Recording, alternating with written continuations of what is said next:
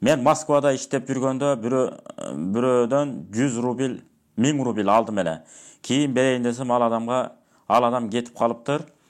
Көп жыл болду. Азыр ал адамды өңүн да эстей албайм. Ошол карызымды кантип кутулсам болот? Бейбечараларга берип койсом болобу?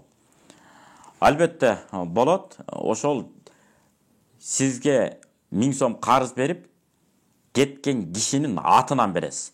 Бирок ушундай шарт менен бересиз.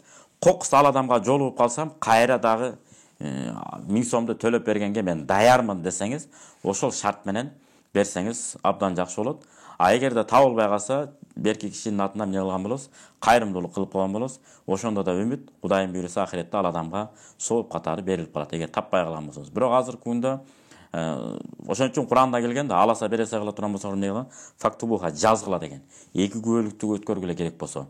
Жаз аласа бересе сөзсүз түрдө жазгыла деген. Ошон үчүн мен катаба карра, мен хафиза фарра дейт. Ким жазса калыптыр, ким жаттаса качыптыр дейт. Ал баары унутулуп калат, башка болот, кээде келишпестик болуп калат.